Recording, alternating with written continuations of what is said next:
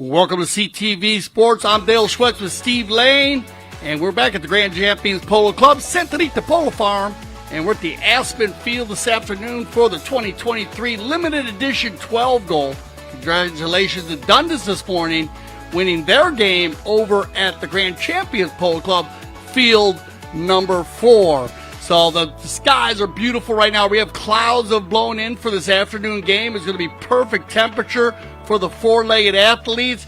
The Aspen field is ready to go. Umpires Roddy Matthew and Gaston Dorniak are in the saddle giving their final words to both of our teams. So Steve Lane, over to you.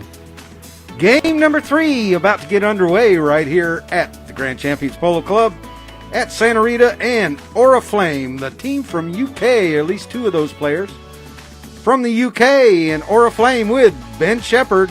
Jason Crowder's actually wearing the number 1 jersey here today, and Ben Shepherd, Frankie Bilbao, and Jason Warren playing the number 4. So a bit of a change in the number of jerseys on those players' backs compared to their first game. They beat Grand Champions Polo Club by a score of 11-10 just 3 days ago. And for the windswept team, the team in red, playing number 1, Harrison Reicher. Playing number 2, Rufino Merlos. Playing number 3, Tincho Merlos. And closing the back doors, Santos Merlos. So, umpires given just last-minute instructions, and this is the first game for windswept here in this tournament. 4 teams in the tournament. And we are ready to go. Umpires have all the players on the field. We've got the paramedic. We've got the veterinarian. We've got the timekeeper. We've got gold judges. We've got cameras. We've got it all. Yeah, I got to tell you, I think they're just trying to fool you here, Steve, with this Oriflamme. They're going to go ahead and probably play that 4-player rotation. And Ben did a great job. Ben Shepherd did a great job on A-rated player on the rotation. And remember, some teams play differently, but they played he plays in the front, but he also rotated around the back. We saw Jason Warren, who was wearing the 4, and wearing the 4 today. He was wearing it the other day, or actually he was wearing the 3, but he was actually playing the 4, and he was actually come running through a lot. Then you got great rotation between Jason Crowder and Frankie Bilbao did a great job filling in for Nick Johnson. And away we go here in our first chucker play. Frankie Bilbao takes that ball down to the south end just a little bit, and now coming through is Jason Warren. Warren working the ball back over towards the center, trying to get around Tincho Merlos and Harrison Reicher up front with Frankie Bilbao. Bilbao puts it underneath his pony's neck, and that allows Santos Merlos to come in through. Santos right here. Looking downfield, they're giving him a lot of time, a lot of room to work right here, and look at Tincho taking out Frankie Bilbao, and Frankie Bilbao sneaks in there, and even though the ball passed the stirrup, that gap was too close before the ball did pass his stirrup, so I'm looking for a center hit here for the first penalty line shot of the day from center field, a penalty 5B coming in the way of Windswept. So Windswept going to the control game here early as Uncle Tincho, as Santos' father, Sebi Merlos, Tincho's brother, and Uncle Tincho doing a lot of work for his nephew early here, Steve, as Santos wearing the 4.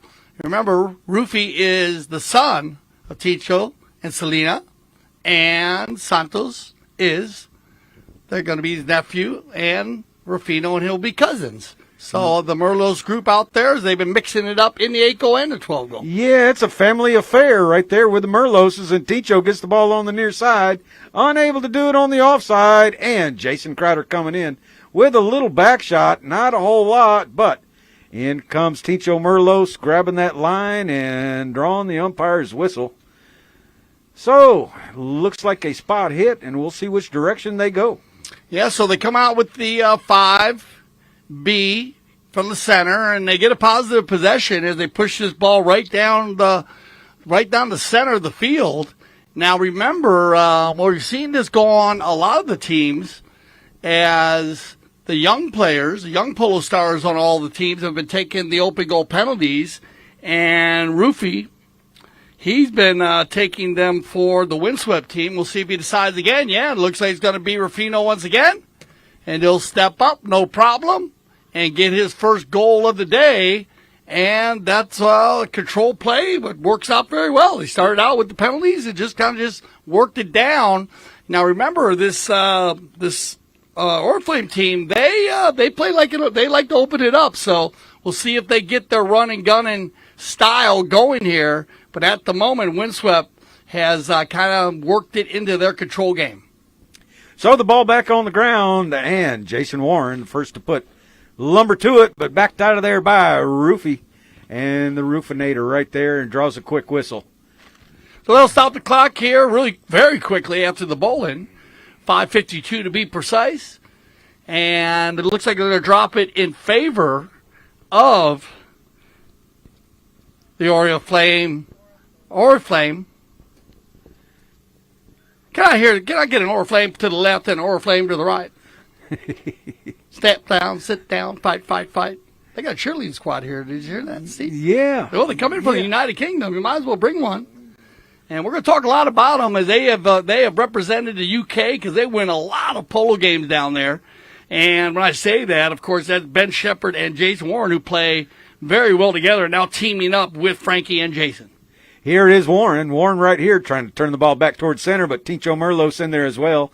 Backed up there by Bilbao, and Bilbao for Oriflamme trying to get some offense going, but it's Rufino Merlos. Steals the ball on the near side, and he's told to stay up. Actually, that was Tincho telling Dad to stay up. I've got it, but that ball deflected on his next shot, trying to reach Dad, and now Tincho coming back. Tincho sees the center of the field, hits the ball along the ground where he's got Santos Merlos out there by himself. Santos turns it back towards center. Frankie Bilbao staying there, forcing him to hit long, and Rufino is going to come right on through on that gray pony, and Rufino Merlos looking over his shoulder. He's got a couple of horse lengths on the nearest opponent and successfully puts it right on through the goal. So Windswept not wasting any time. 2 quick goals here before the half of the chukker is over. Well, they must have heard me talking about how the Oriflamme team plays because now they have gone to the hit-and-run style. And this one actually starts with Rufy, who Rufino actually turns the ball up, leaves it for his father, Tincho. Tincho on the outlet pass to Santos, and Santos hits a perfectly placed ball. And the minute that Santos picked that ball up, Rufy was already on his way, and this kid knows how to finish. And there you go, a back shot there by Santos, up to Tincho, and Tincho right here, offensive drive being chased by Jason Crowder. Tincho going back to the near side, hits that bouncing ball on the near side, and it's going to trickle on through. Got enough juice to go over the goal line, so a quick 3-0 right here. Yeah, win the bowling, get the offensive attack, and that's what they do, and I like this. Santos Merlos showing you his ability. Now, we watched Santos play in the 8 goal, and he played a bit more of a control game, Steve. I think we talked a lot about his control with the ball. Well, the last 5 shots we've seen of Santos have been 80 yards plus, now using the long ball. You know, we had Melissa Gansey was at a game the other day, and she commented on this Oriflamme team when they played Oria Polo in the 8 goal, and that was more like 12 or 14 goal polo. These guys just pepper the ball. They play run and gun polo, and you know, and it was an exciting game to watch. Yeah, no, it's been wide open. As you said, our 8 goal has been more like 12 to 14. The 12 goal will probably push like it did last year. Most of our 12 goal games were at a 16, and I think sometimes like an 18 goal level. They were, well, as fast as the horse can run. And a 4-legged athlete, as most of them have been clocked running 30 to 36 miles an hour. So anything around that 28 to 32 miles an hour is running pretty fast when you know that the fastest horses that were clocked at some of the high goal teams was about 36. So I'm not sure what they do about the race horses on the time or speed. Steve, if your father's a veterinarian, do you know anything about that on speed of the race horses? No, I actually don't, even though we've had some horses on the track. Dad usually goes to those, and I'm away working somewhere. So, yeah, well, you got to do that. You're out there hot walking them horses. Well, that's why we have the Kersey change, and we talk a lot about the horse race, and, of course, the Preakness. We have the Triple Crown, which is the Preakness Stakes, the Kentucky Derby, and the Belmont. The Preakness is the shortest race. at a mile 3/16, 9.5 furlongs. The longest race is the Belmont Stakes, and that's a mile and a half. It's 12 furlongs. Kentucky Derby falls right in the middle there. The main reason why we talk about these horse races is that the Preakness was won. Well, the record was set at a minute 53, 1973 by Secretariat, and in the Belmont, well, all three were set that year that the Secretary won the Triple Crown. The Kentucky Derby at a minute 59, and the Belmont, which is the main race that we always talk about, was at 2 minutes and 24 seconds, and a mile and a half. And I would love to clock, because we haven't done that yet, but I'd love to clock a horse in one chucker and see how many miles they actually run. You know, they put GPS on horses' tails years ago, and depending on the handicap level of the game, those horses might do anywhere from 2 to 3 miles in a chucker, but an equivalent of 5 to 7, and that equivalent comes in because of the stopping and then the starting back up. Sure. So it takes more exertion from the polo pony that way compared to a racehorse, just a flat-out straight run. No, it's way easier just to run. As you said, they get tired stopping and turning, as you said, like a cutting horse does or a barrel horse, and using all the discipline. So here we go, back to the action after the courtesy change. And it looks like Oriflamme's going to win the bowl-in and go for a coast-to-coast run here just off to the right side. Speaking of running, Jason Crowder was proving that his horse can run, carrying that ball to the north end of the field, but unable to convert it to a goal. So right now, that allows Santos Merlos to bring the ball back in play. And he'll take it to the far side, and it's going to be held up and controlled by the elder statesman, Tincho. That's a pretty ball by Merlos. Merlos down the left side. Going to be covered up here by Warren, and Warren plays a very strong back, but tried to be brought inside there by Rufy. Now, Tincho trying to sneak by Crowder. Jason leans way out, and a nice play there, as that'll give Frankie Bilbao time to turn this one up and get the Oriflamme team going forward on offense. Here's the rotation I talked about, as it's going to be Frankie. He's going to find Warren to the far side. Now looking for Ben Shepherd out in front. Ben a bit too far out in front. Tincho will play in between and turn it back up for Windswept. Tincho and full rotation now by the Merlos crew. They have Harrison out in front, and you got to keep an eye on Reichert, as he is very strong running the goal, but turned inside now by Frankie. Bounces off a pony, and Tincho will collect this one as we click down to a minute 50 left here in this first chucker play. Inside the 60, once, twice, Frankie Bilbao, Frankie, and he'll put it away and get their first goal day. Yeah, nice play right there, and Jason Crowder breaking up the play, allowing Frankie to jump on the ball, and Frankie just staying ahead of his first opponent and able to put it right on through. So a score of 3-1, and we've got 1:25 on the clock, and all players coming back. And remember, we switch goals after every goal is scored. So now the team in red on the right-hand side of the bowl-in, if you're looking from center camera, they will be going to your left. So Roddy Matthews bowls the ball in one more time, and Jason Crowder with a strong neck shot, and look at Frankie Bilbao bust out of that bowl-in, staying just ahead of Santos Merlos. Frankie Bilbao letting that pony stretch on out, unable to keep it on the field. A nice attempt, and winning the bowl-in right there by Oriflamme, but unable to convert. Yeah, bad luck there for Frankie, just overhit the approach shot. Chestnut Mare, well, gave him everything she had. She ran very smooth there. I thought Frankie was going to run that ball down.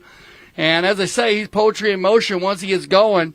They're going to bring him in here with one more knock-in before the end of the chucker. Here comes your warning horn. There it is, 30 seconds left here in this final in the first leg of this chucker. They're going to leave it behind here for Tincho now. Nobody guarding him. Now Frankie will come in. That'll give Tincho about 10 more yards.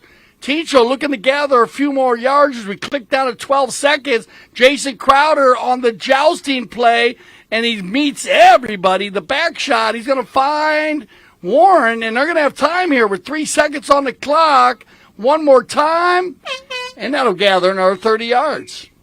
Yeah, nice play right there with Oriflamme ending the chucker. So getting some yardage before the second horn blows. We'll send them off to get on some fresh mounts, and we'll be back for chucker number 2 right here in the limited edition 12 Goal Series, and you're watching it on CTV Sports.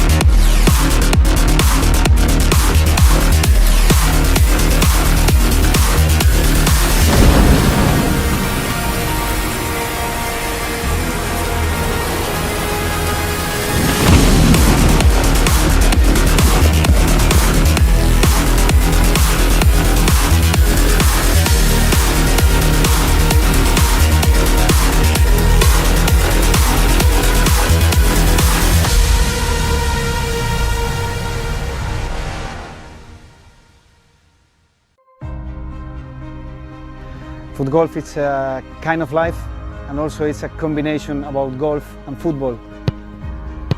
So I got into sport through social media. Someone approached me on Twitter and said, "Have you tried it?" I'd never heard of it at that point. So I went to my local course and tried it and just completely fell in love with the game. This is not as easy as it looks on your body. It's a lot of kicking. We don't normally kick this many hard kicks in soccer. For me, this and the U.S. Open are the two top U.S. tournaments. It's something we all look forward to every single year.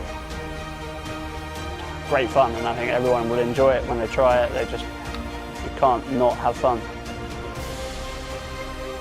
When you set goals at the start of the season and you're able to achieve them at the end of the year, I think I can speak for everyone and say when we set goals and we make the sacrifices that we make, which a lot of people don't see, and then it all comes to fruition, it's a good feeling. I literally live, breathe foot golf.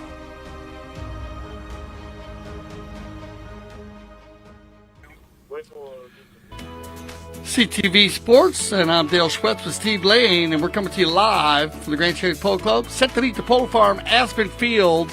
This is the 2023 Limited Edition 12 goal. Windswept, they're in the maroon jerseys today with Harrison Reicher, Rufino Merlos, Tincho Merlos, and Santos Merlos.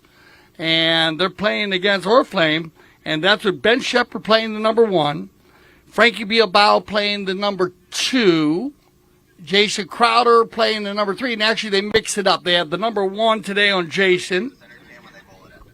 Frankie's wearing the 2.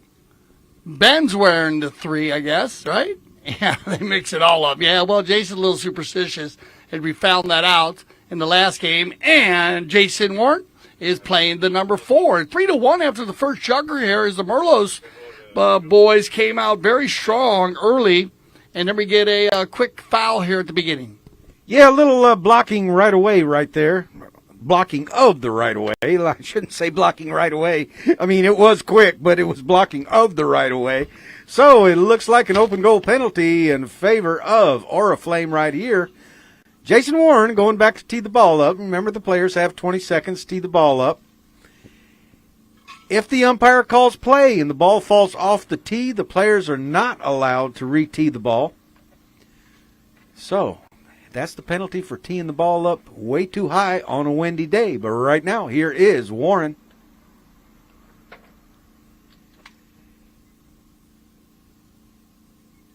Jason just missing that goal shot right there. I hope that does not come back to haunt them.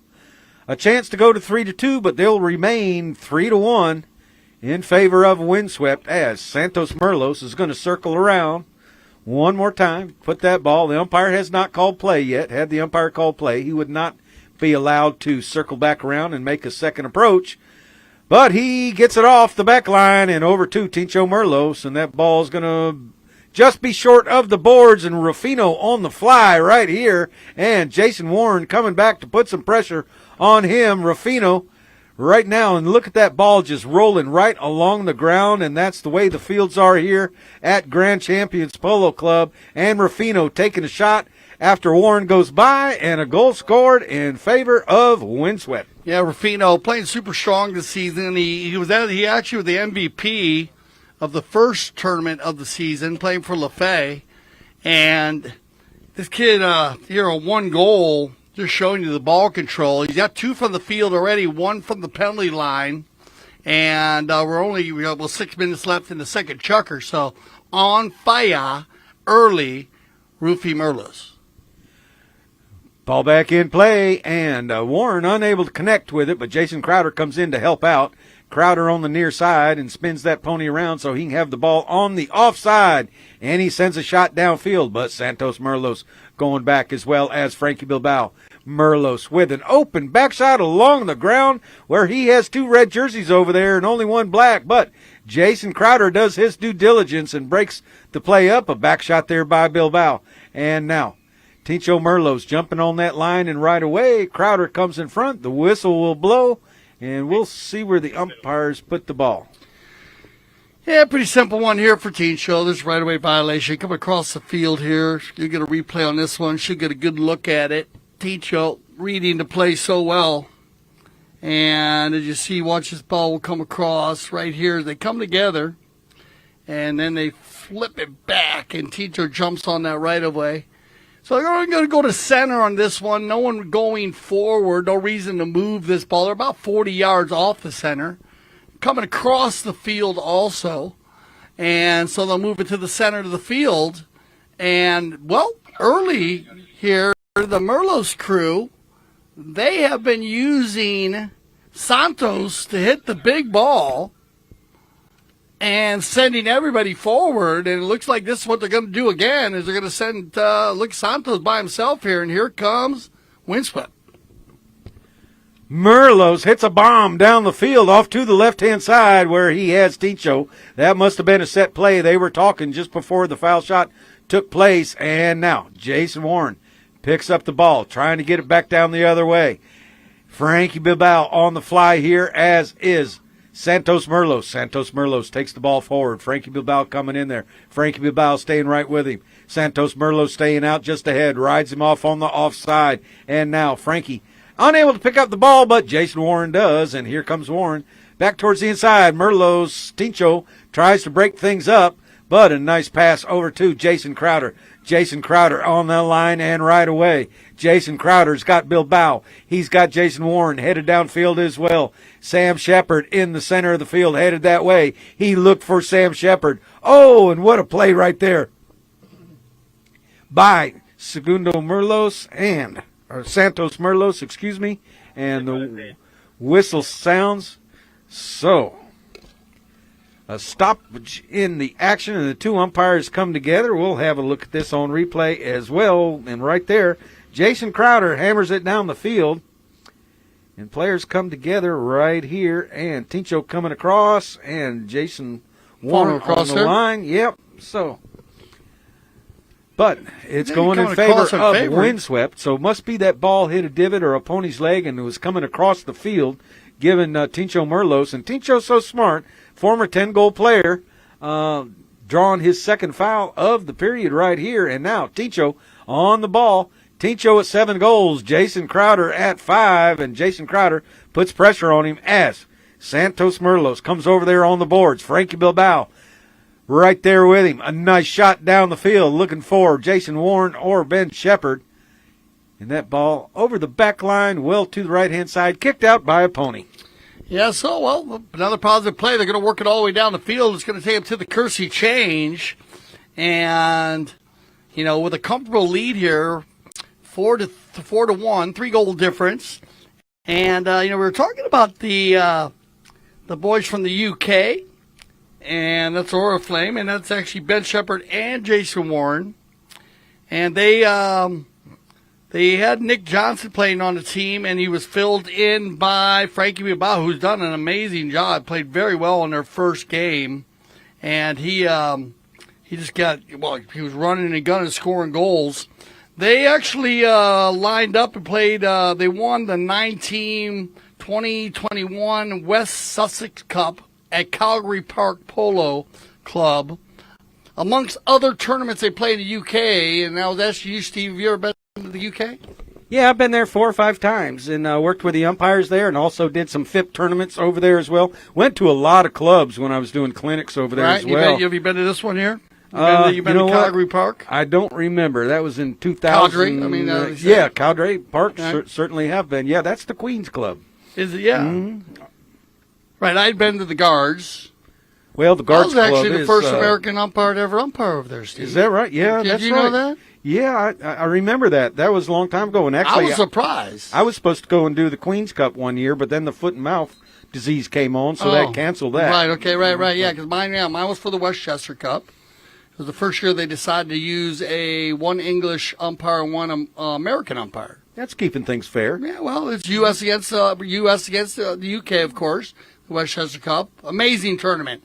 But I got to tell you, what an amazing time I had over there. And also, I'm sure, Calgary, as much as the Guards, everybody is involved. They love the game of polo over there. They love their equine sports in general in the UK. So big shout out to everybody over there. I mean, and wow, just well taken care of. They really enjoy what they do. And Well, you know better than anybody, Steve, that their umpire program is one of the top-notch programs in the world, as in the U.S. It is. They kind of molded it around what we had going here in the States.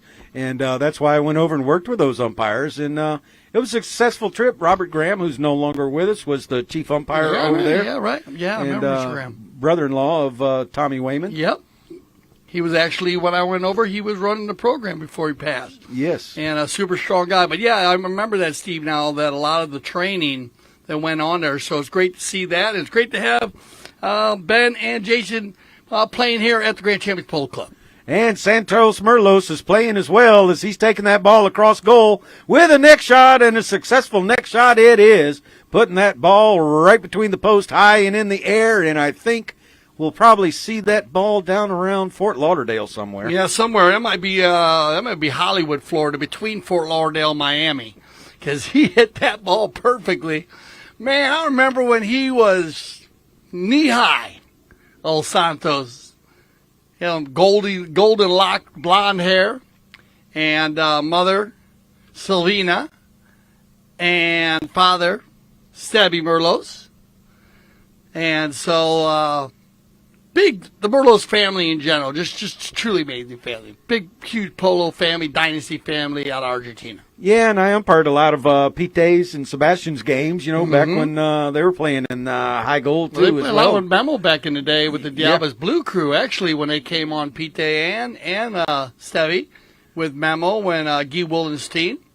And on their route, all the boys were 10 goals at one time. Teacher himself, everybody. So the good group of guys and the boys are coming on strong. Great to see the younger generation molding so well. And an offensive play right here. Jason Crowder getting the ball out of the bowl in and then sending it to Frankie Bilbao. And Frankie on the run, anticipating that pass, picks up the pass and scores a goal for the team in black, Oriflamme. Yeah, and this is what they need to get going. We saw this on their last game, the give and go in the middle.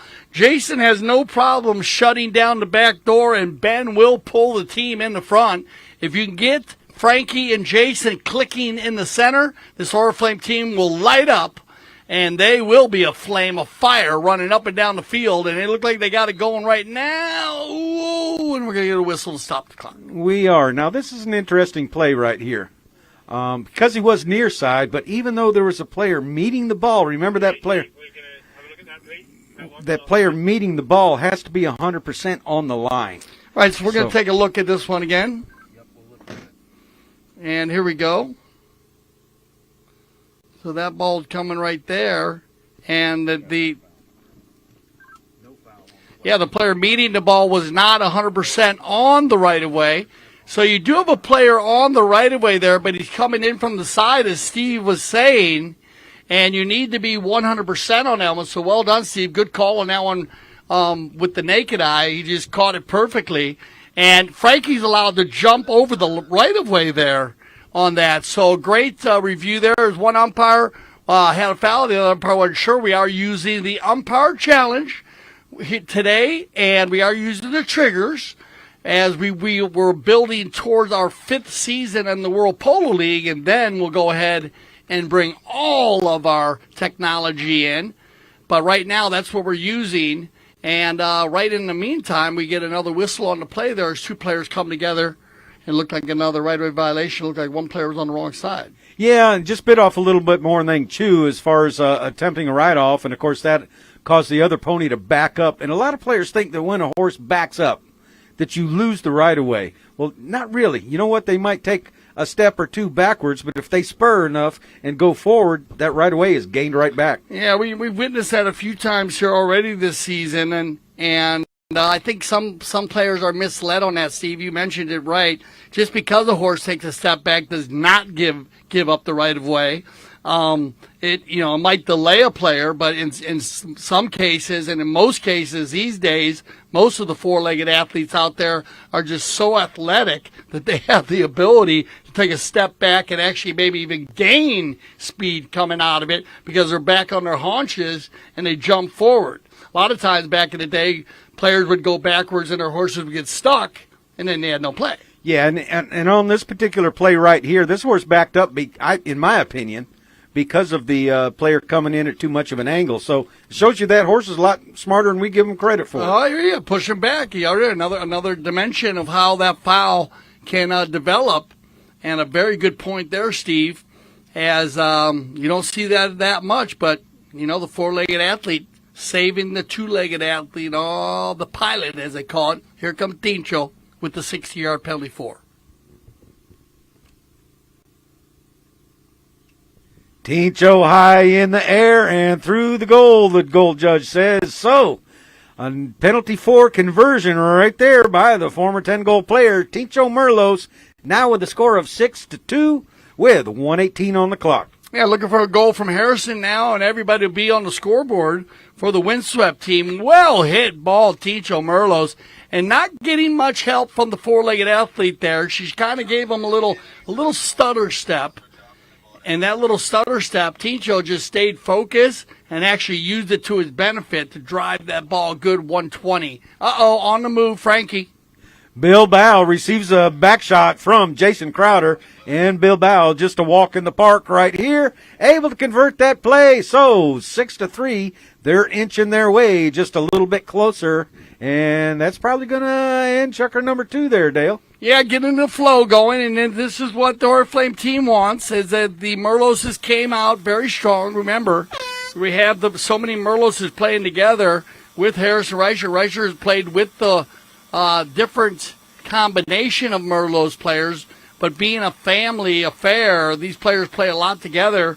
We got to interview Jason a little bit before the game, and he said that was one of the things the Oriflamme team was just working on, was just getting cohesiveness. Looks like it's coming together, so stay with us. We'll be back for our third chucker play.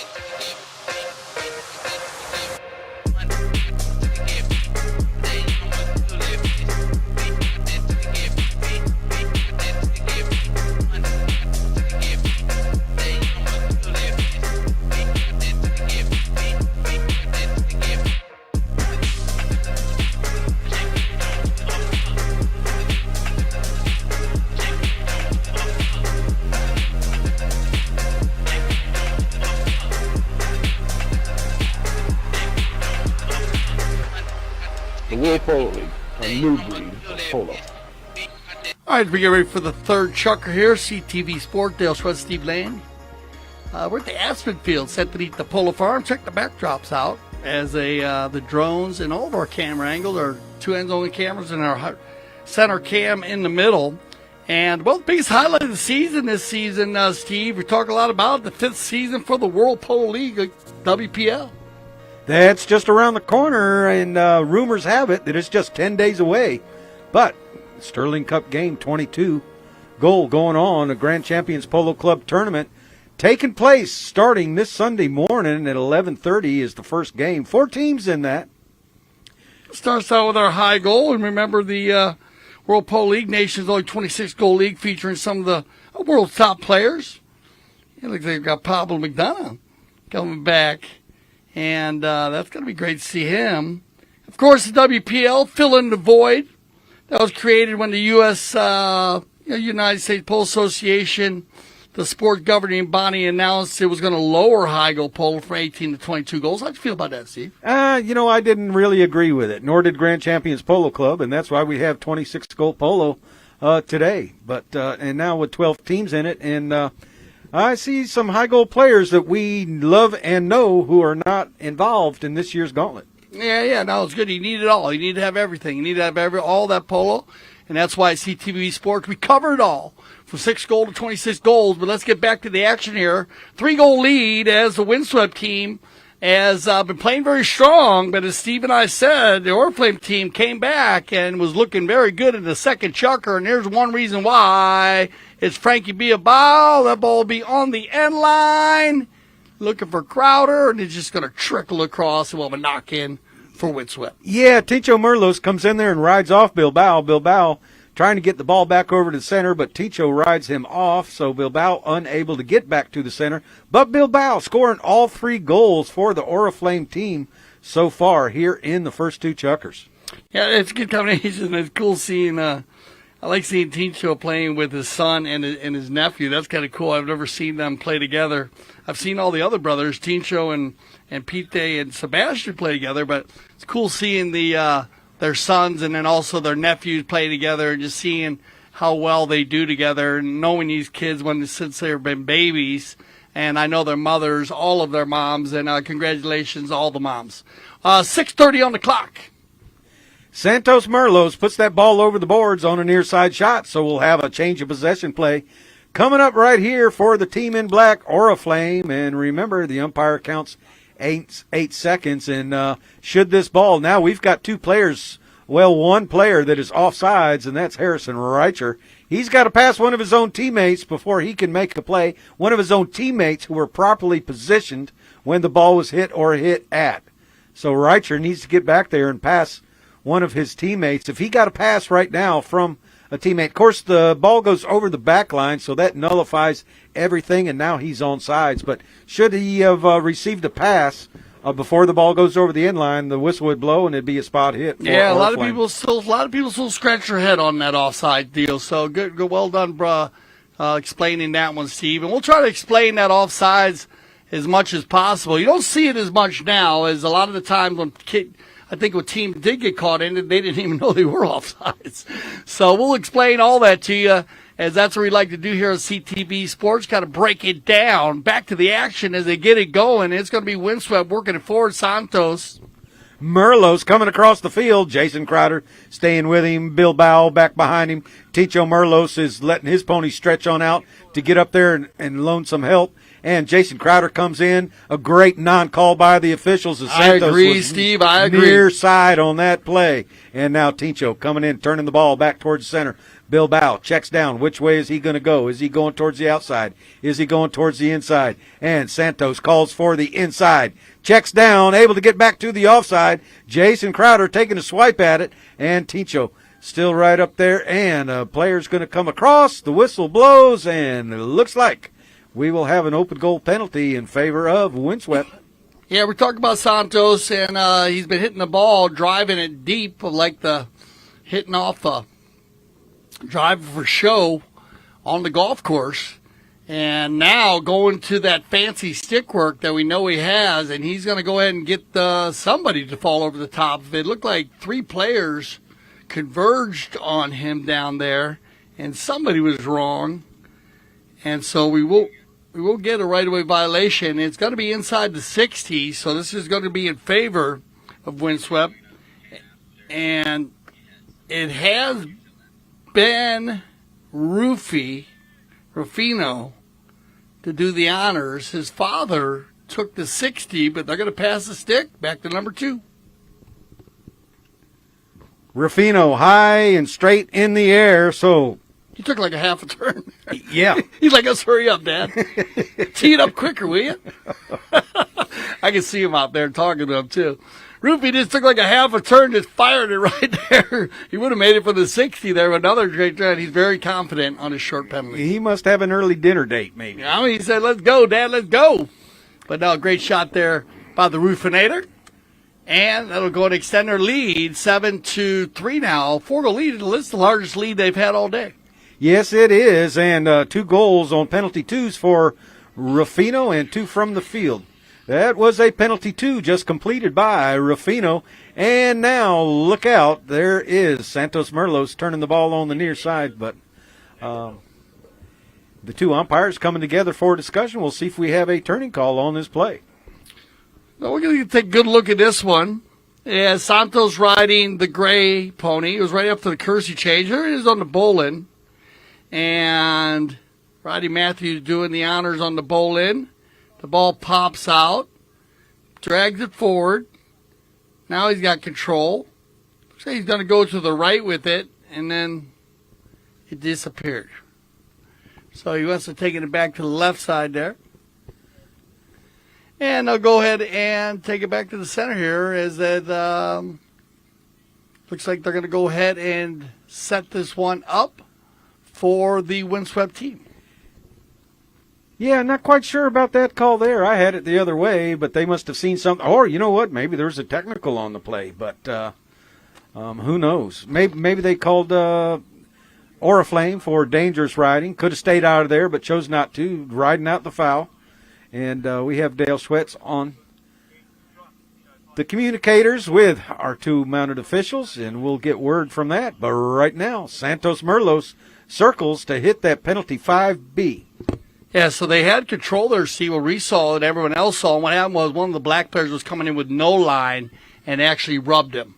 So he kind of made contact. Okay. So like you like to say, every time you see 2 players come together, you like to acknowledge it. So they acknowledge it, just gave it to him right from the center. Okay, good. We want to discourage that play from happening again, and that's exactly what they did. And right now, Frankie Bilbao digs that ball out. Frankie Bilbao on the run right here on this gray pony. Frankie Bilbao has Ben Shepard over in the center. That ball bouncing, picked up now by Warren, Jason Warren. But Rufino, Merlos with a back shot back towards the center. Jason Crowder's got to go back and play some defense. Santos Merlos giving him a lot of leeway right here, and now a shot downfield picked up by Tincho on the near side. Now forward, and Tincho and Jason Warren come together. Warren's going to win the ride off and turn the ball back towards the outside. Pops it out of the air, trying to keep that bouncing ball going. Jason Crowder hooked on the play, but maybe over the top of the ball. So the whistle sounds from the far side. I love the way Jason Warren always gets something going from the backside, Steve. Very positive player here. You know, if he plays a pretty easy, pretty straightforward game, and that's the hit and run game. But, you know, playing a straightforward game makes it easy for your players on your team. Makes it easy to play with. Like, you know, just say, Memo Gracita was such an easy player to play with, the Carlos Gracita, the way their style of play. And some players' style can be a little tougher. Jason Warren is one of these players, they definitely, you know, gets that going in his team. And in this case here, he just decides to go and turn it because no one asked for the back shot, which he had a lot of time. That puts Jason in behind him in the rumble seat, and Jason gets fouled behind the play. So it works out great for him.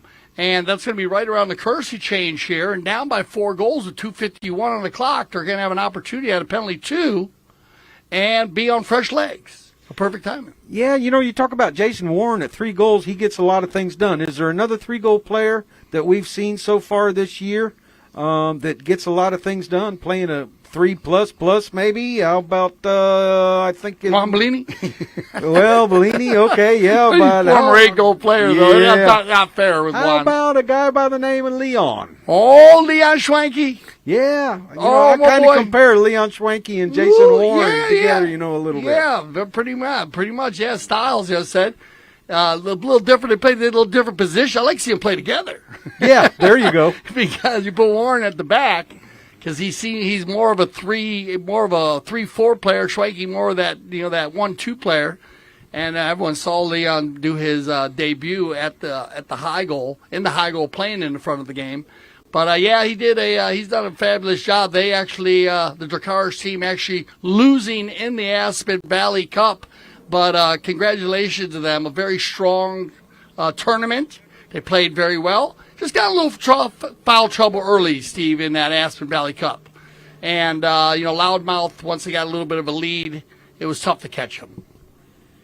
Jason Crowder tries to close the lead that he is behind on, and now 7-4 right now on that penalty too. So Jason Crowder getting his first goal of the day right here in chukker number 3 from the penalty line.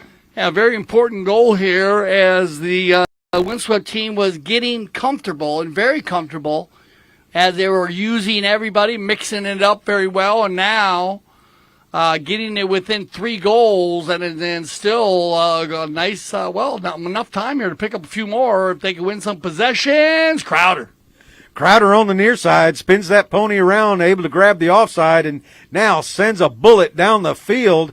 But who's back but Santos Merlos, and probably about a 130-yard shot right there from Crowder as Merlos and Frankie Bilbao check down. We saw the opposite of this play a little while ago where Merlos took out Bilbao, and now Bilbao riding, and hard to tell. We had a goal and a whistle on the play, so we'll take another look at this on replay. See what happens here, because going to have to take a look at it because Santos had control, and I'll take a look at it here. See, they play it back here. There we go. Santos is on the gray pony here. He flips it around to the right. Frankie dives in there. That's clean. Then he pops it back. And Met. Okay, yeah. Player coming across, a little right-of-way violation on the turn right on, there. yeah, so they said 2 8 players in there. So here we go. We wanted to see Harrison Reicher. If he can pick up a goal, everyone will score a win sub. Harrison on the move.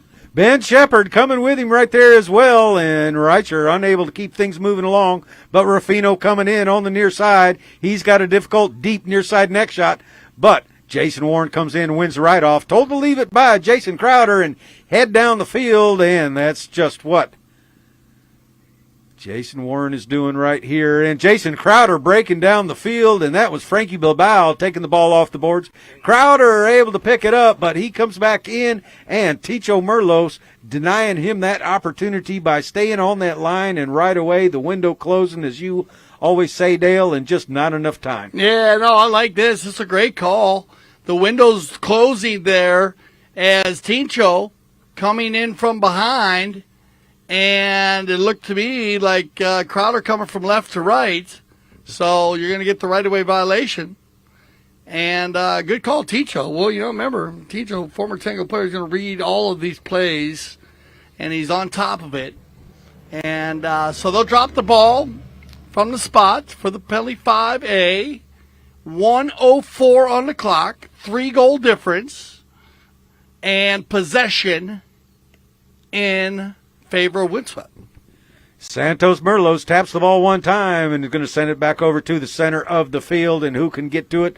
None other than Ticho Merlos, and Jason Crowder and Ticho come together, and a whistle sounds, and umpires looking, and they're discussing a little bit too many fouls here in this game, but so they're talking about an open goal penalty. I come across the right middle there, and the ball was off the left side. Jason's rode over the top of it, so they're going to call it against him. But I think they're going to move this one up, as you said, Steve, just based on, the thing of danger. I think we heard them talking a little bit. They thought they had too many fouls in a row there, and it was the same player fouling twice in less than 20 seconds.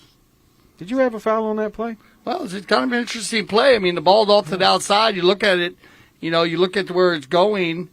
You'd have to ride him off. Ticho rides over the top of it. I don't know if Ticho kind of pulled out to the right side. That's what looks weird from the drone footage. That's kind of what I saw by the naked eye. I thought he went near side. Yeah, that's what I was trying to say. It looked weird because it looked like Ticho might have moved over and gave it up to Jason, but I don't know if Jason committed there earlier. Well, let's see Roofy. Roofy does complete it, even though his horse was kind of uncooperative, turning sideways. He doesn't care, man. About a horse length from the ball. He must hit him with his eyes closed or something. He just goes he says, you know what? We can do it on the field. We can do it from the penalty sideways, line. backwards. It doesn't matter. He just goes in there and slaps it. But a good penalty shooter should like that, Steve. You know what I mean? They should be very comfortable. Yeah. And he's comfortable. I'm thrilled to see how well he's doing. As I said, the youngest human ever to be a co-commentator on Chucker TV, CTV Sports. So that's going to end the first half right here with a score of 8-4, ending on that penalty 3. So some interesting stats and number of fouls. And Dale, would you fill us in? Yeah, thank you, Steve. And a lot of fun watching the Merlot's crew go here. But 8-4, a comfortable lead with a 4-goal lead, windswept over Oriflamme. So here we go. Shots on goal.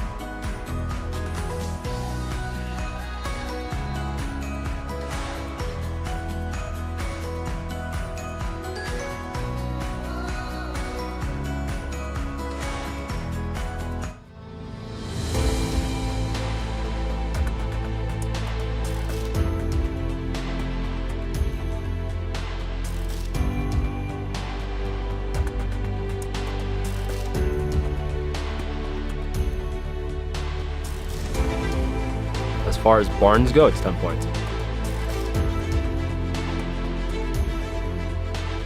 The weather, the scenic views are unbelievable. To be up here in the mountains in this weather, I don't think you have many choices nicer than this.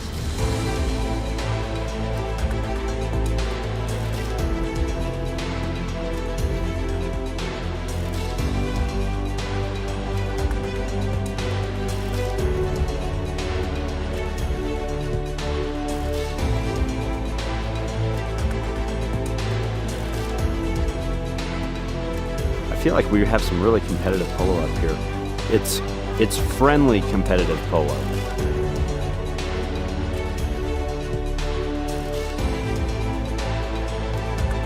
The place is amazing.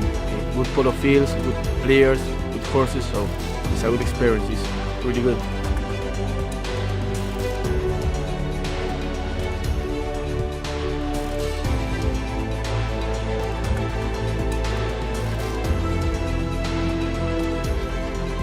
Club, they have empanadas there, they have Argentine style barbecue. I'm in love with this place. The club is really nice, the people is really good.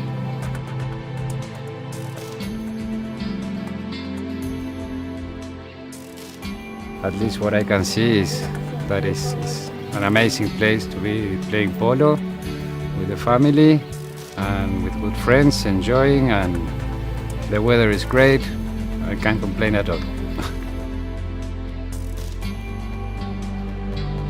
There's so much to do up here, and people are great, and there's some of the best polo in the country up there.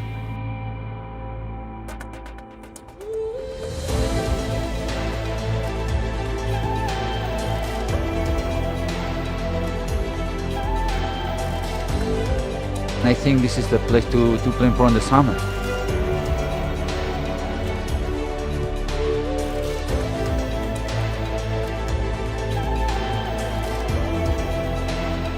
As good as it gets for summer polo.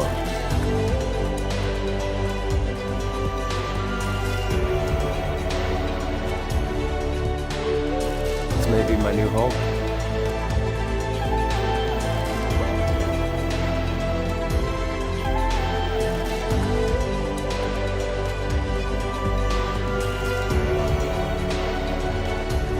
And as soon as our child is old enough, she's going to be in their polo school.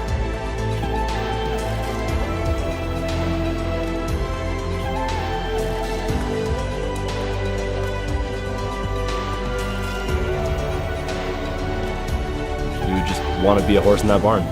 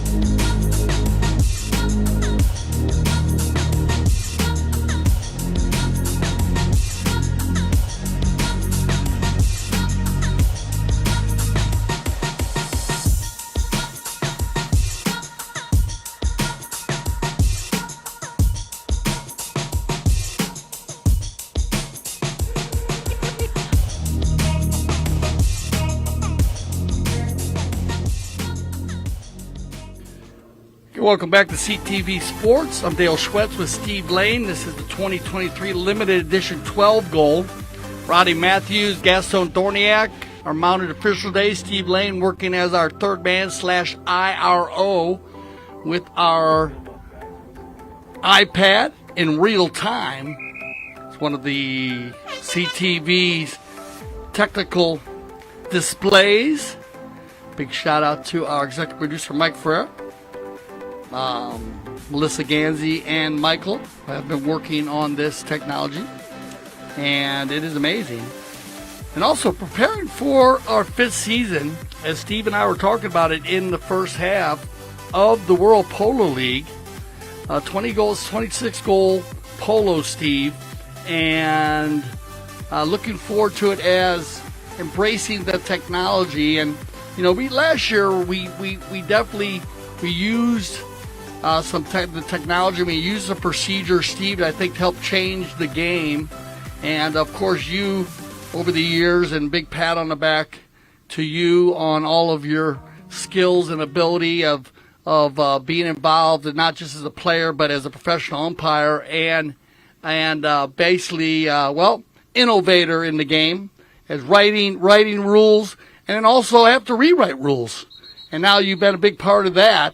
And, you've seen a lot of that go on. And talk a little bit about that, because we've had a big transition of how rules have been, now with different procedures, rewriting them, and you've had the ability, and it's been great working with you to see how the game has developed. Well, thank you for the compliments. Yeah, on the rules committee for 17 years, and, every single year there's a scenario that comes up that's not in the rule book. So that's what you have to look at. Not only, and it usually happens down here in Wellington. So 2 things. One, you have to remember the scenario. So when you meet during the fall, you can put it in the book for the following year.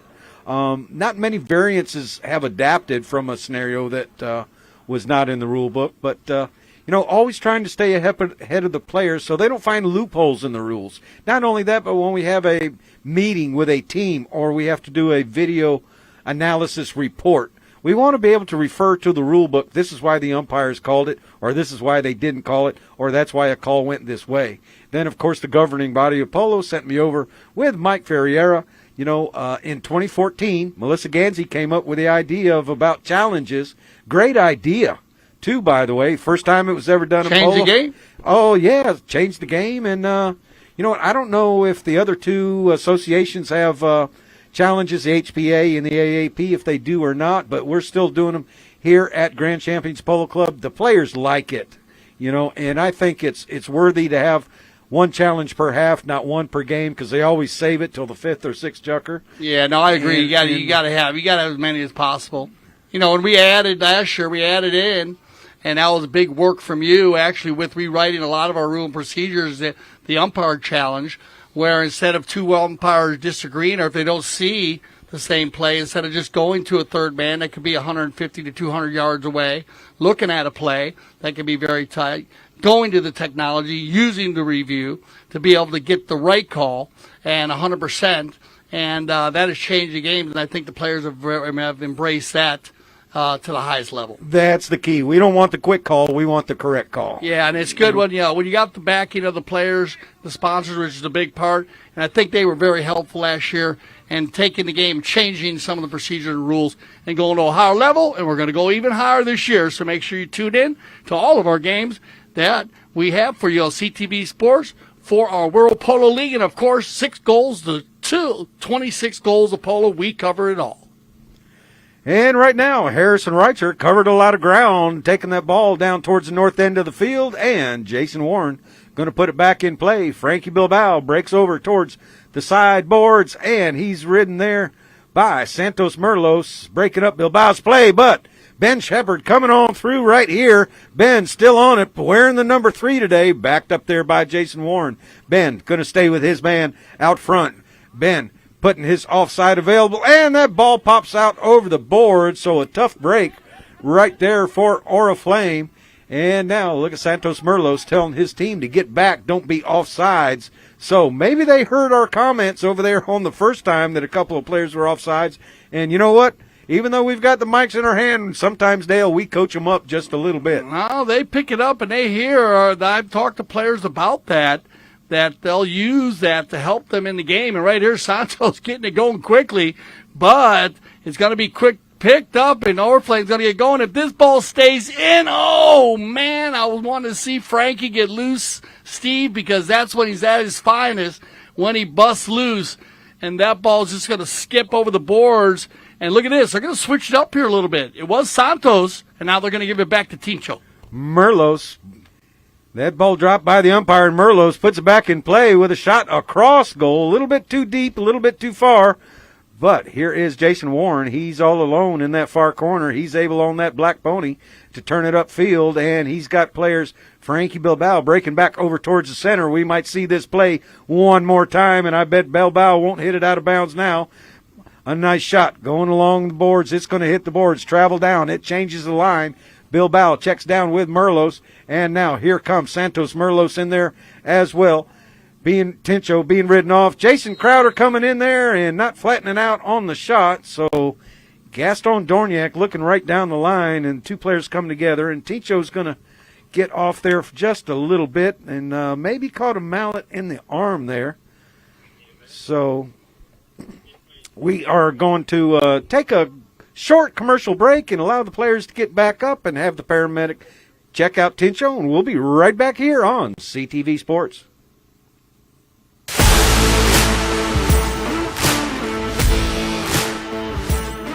We're here at the Santa Rita Polo Farm where the PTF Polo ASSN Junior Tournament is being held for the first time ever at this location. And I mean, could you get a more beautiful venue? Probably not. The tournament includes players of all ages, starting with the youngest at just 2 years old and the oldest at 20 years old. So you've got all ages, all skill levels, and a whole lot of fun. Let's go check it out.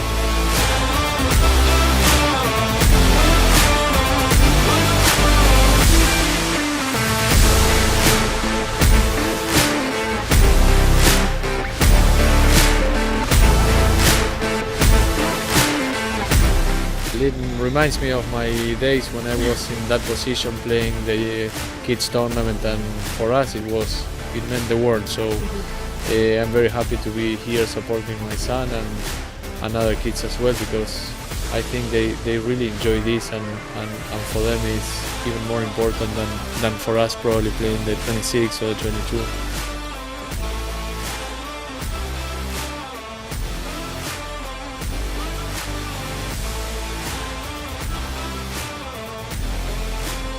Well, that's a wrap on the PTF Polo ASSN Juniors Tournament at the Santa Rita Polo Farm. So much incredible talent coming up through the ranks. The future is certainly bright for the sport of polo. Now, for more information on the PTF, head to polotraining.org. And, of course, head to Chucker TV for all of our awesome content, including full game broadcasts. All right, so we got just one moment here. We're going to go ahead and take a look at this last play. As we're going to play it back here. It's a big cluster of players. So the umpires, anytime two players come together, of course, it is a trigger.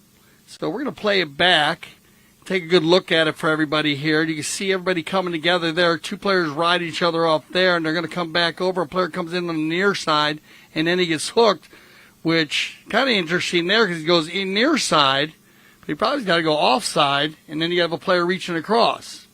So as they come together there, they'll let the IRO/third man, Steve Lane, take a look at that one, be able to talk to the umpires. As a very, very interesting, tricky call there. And a big part of the game here, 8-4 in this fourth chucker, 5 minutes left. And biggest, most important thing is to make sure Tincho Merlos is okay, number 3. And Tincho looks like he's okay on the gray horse. So make sure Tincho, our medic's always on the scene here, Grand Champions Polo Club, Aspen Valley Polo Club. And safety always first. Tincho, you look okay there. Tincho, you all right, my man? Yeah, there you go. Got the high sign from Tincho. That's important. So make sure he's okay. As two players just coming together.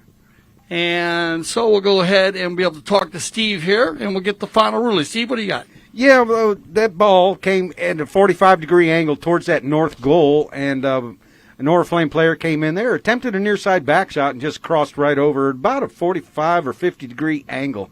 So this is going to be a penalty 5A in favor of Windswept. Right here, the ball's teed up, and this could be a shot on goal, and Santos Merlos sends it over to the right-hand side, and Rufino Merlos goes over to pick up the loose ball. Now a back shot towards goal. Is anybody home? No, none other than Jason Crowder sending a long shot up for Frankie Bilbao, but Santos Merlos coming in there as well, and Merlos able to turn that ball back around as Bilbao is on the near side of the line at an angle, and here comes Santos Merlos, pitting that ball out of the air and into a pony, loses the third shot in the air, and a whistle on the play. So great ball control there, stick control by Santos Merlos, and then player ducking and diving, bobbing and weaving as the clock stops with 4:39 on it. As Santos right there, can show you how great ball control, once, twice, three times in the air, then you got a player riding in from behind right there. And they come together, and they'll drop that ball.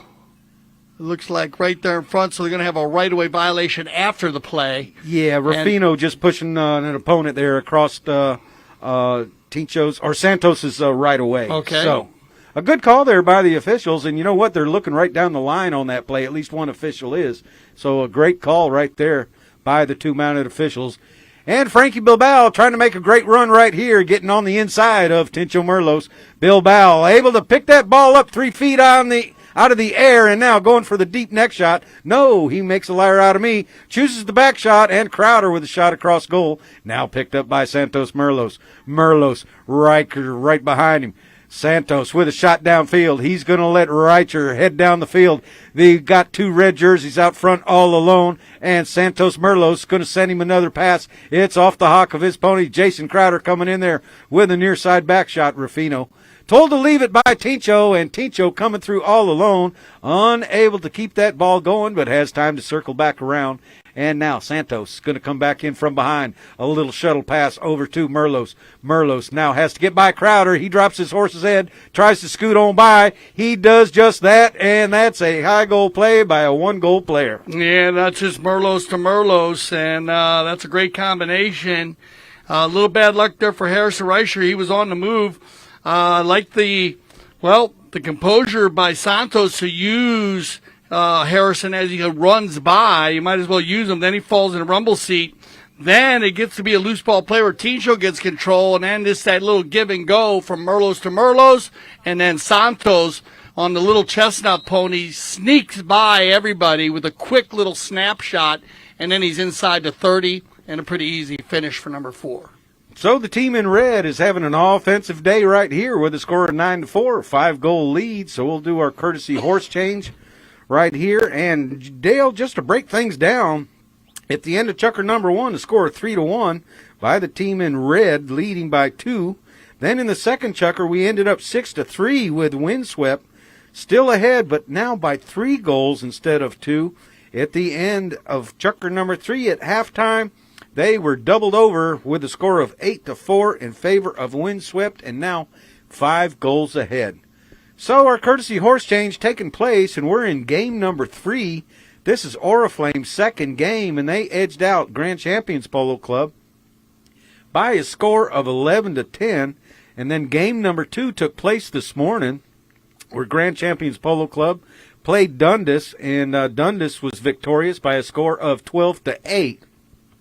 So Dundas, great day for them with 4 net goals this morning. Grand Champions down by 5 net goals. So this is game number 3, and Windswept looking to put a lot of net goals on the board here as well. And everybody plays everybody.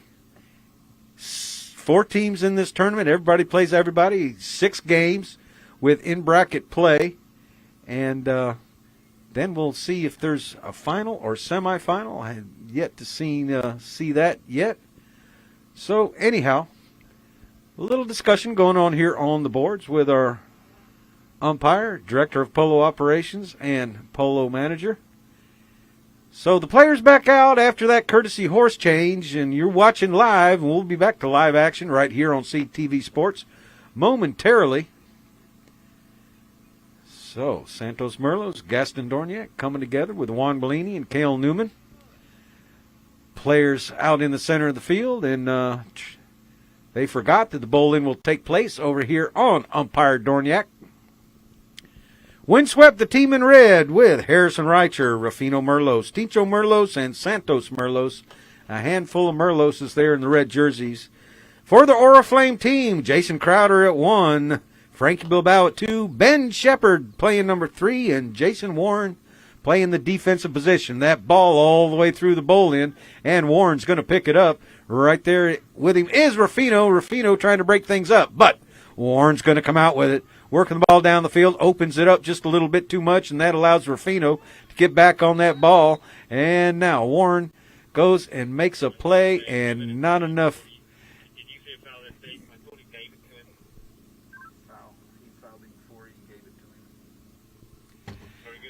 So here we go.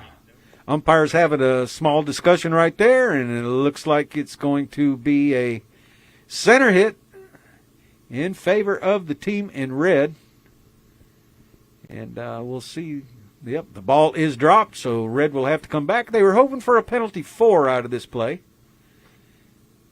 And, of course, the umpires always discuss and confer before they announce the foul. So Santos Merlos coming back to tee the ball up, and quick change of possession right here, even though it took place in the center of the field, and Santos is going to circle his pony around, trying to get on that proper lead. All right, so we're going to go for the center here. We haven't seen him take one from the center, Steve.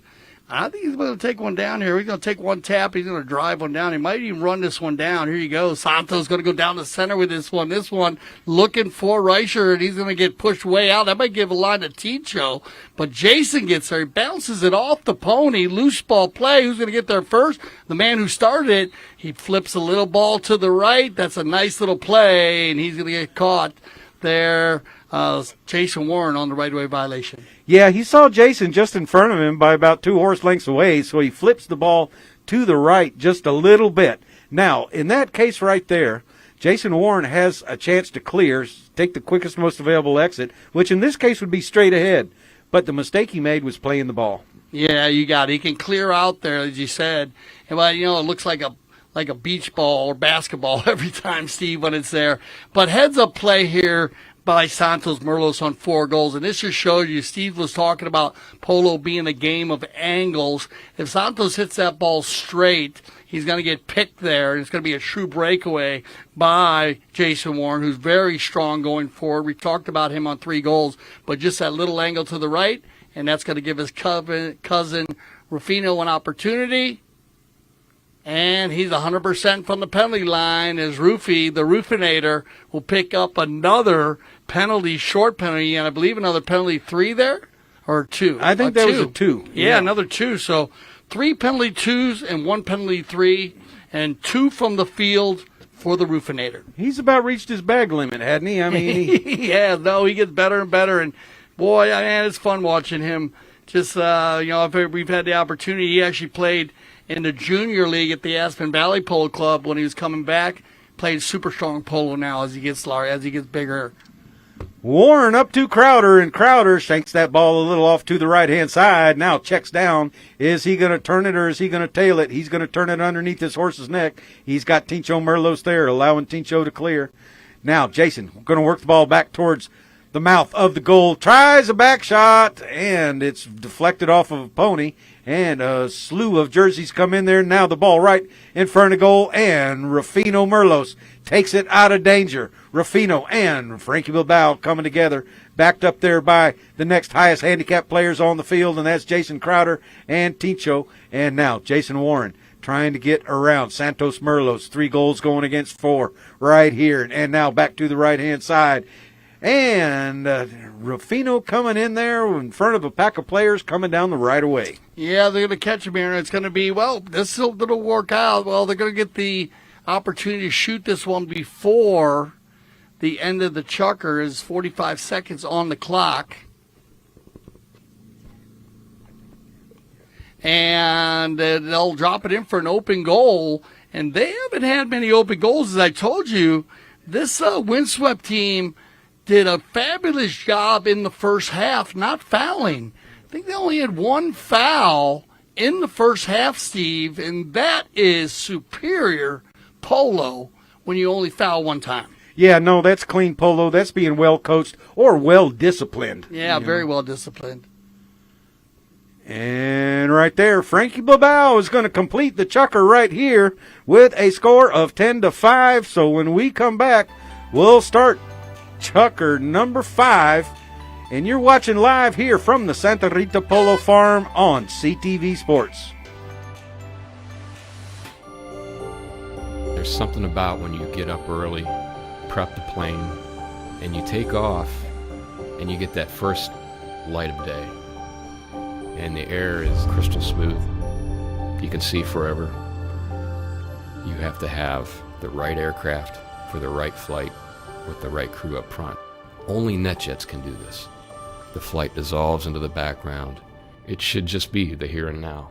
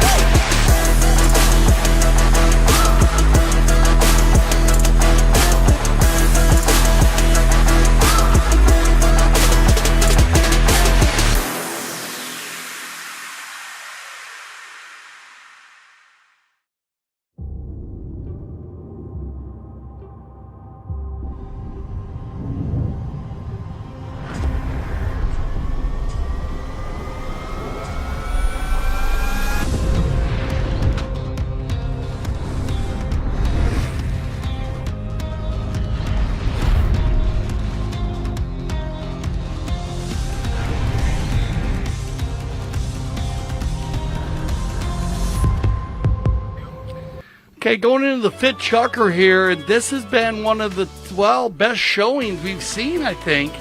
And not that the Oriflamme team is playing that bad, believe it or not. It's just Windswept has brought it together from the first chukker. It started out 3-1, and Rufino Merlo scoring one from the penalty line, one from the field, and Tincho, his father, scoring one.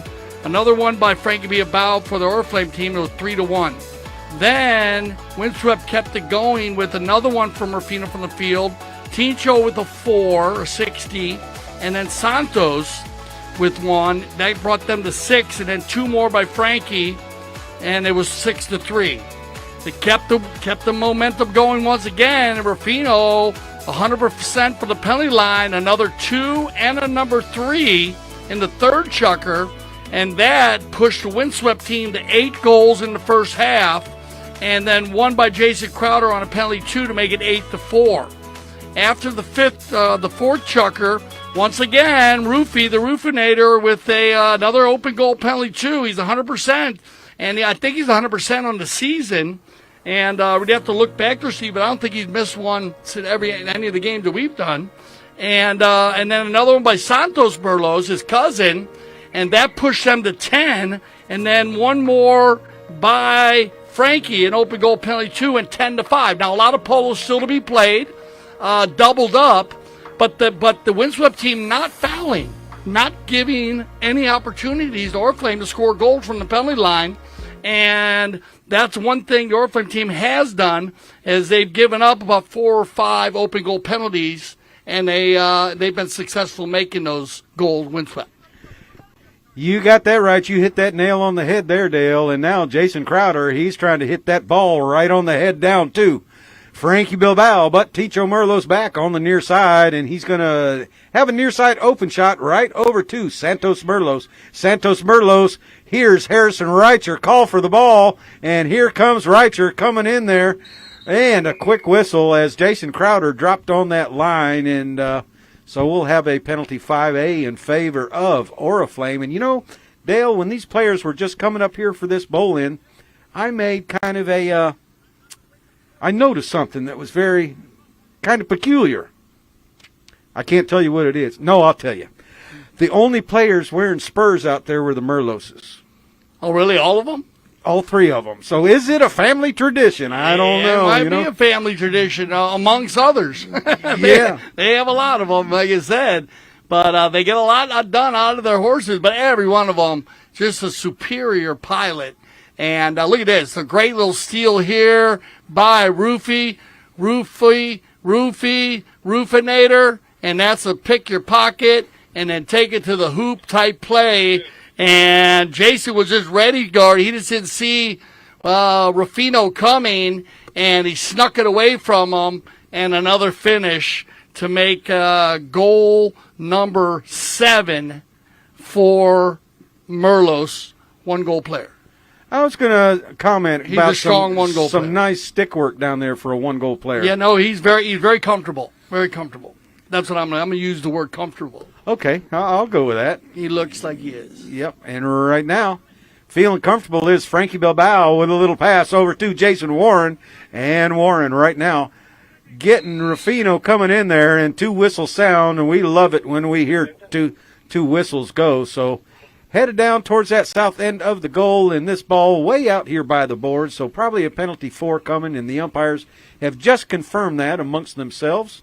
So doing a great job, and you know what? When you hear 2 whistles go, you know that the umpires are on the same page. You got it. So, just Roof getting a little bit too comfortable. I use the word comfortable, but he does get in front there. And I like the Jason Warren, even though he got his pocket picked on that one play, he comes right back to the center, shows the pro mentality, gets focused again, comes back, gets the penalty. Now they go to the center here. They stop the clock with an opportunity, when their first opportunity from the 60-yard mark. Man, when I saw those stats early, I was like, because we don't see a lot of that. But when one team fouls like 8 times and the other team only fouls once, it can be tough to handle. We kind of saw that in the beginning of the Aspen Valley Cup final. Yeah, that's a recipe for disaster. Yeah, recipe. You got it. You said it. Jason Crowder along the ground, deflected, but gone on through. So Jason Crowder converting that penalty 4 from the 60-yard line.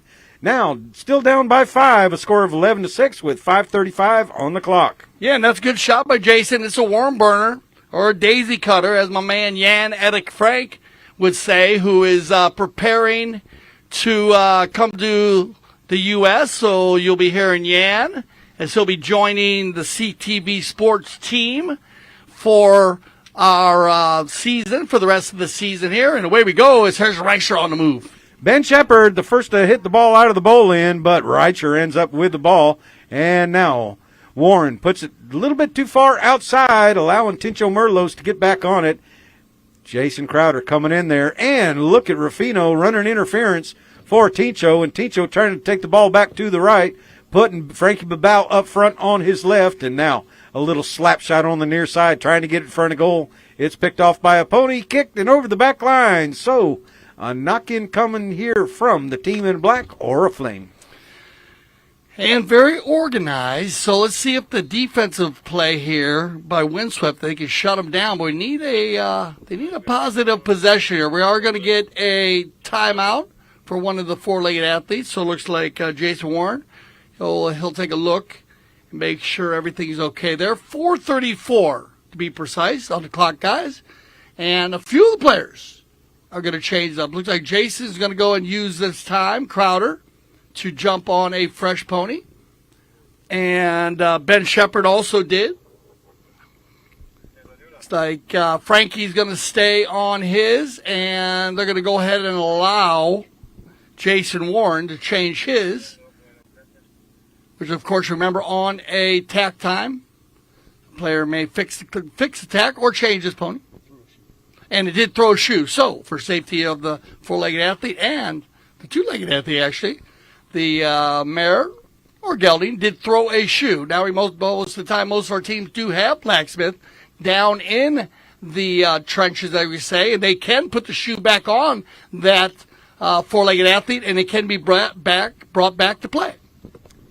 So Jason Warren brings the ball in off the back line and hits a neck shot, but nobody home over there but Rufino Merlos, and now Rufino dropping it off to cousin Santos, and Santos fires the shot off to the right-hand side. Harrison Reicher unable to get there in time, so another knock-in coming, and hopefully a better play and communication by Oriflamme. Yeah, this is what they've been doing well. I got to tell you, this windswept team is just firing on all cylinders today, Steve. It's just one of those days.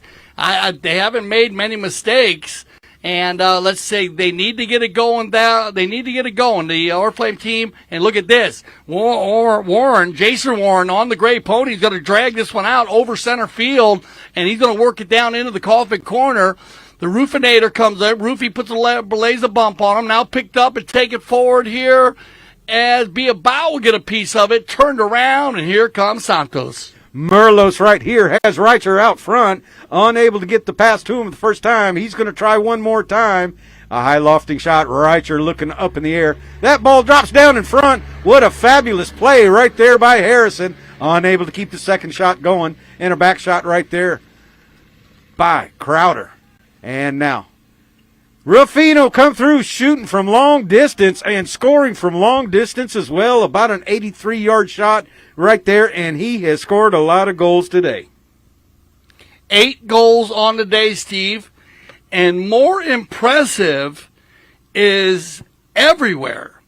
I mean, he's shown you how to hit the penalty twos. Arguably the hardest shot in the game of polo, the open goal penalty from 30 yards out. He's made a penalty 3 from 40 yards out.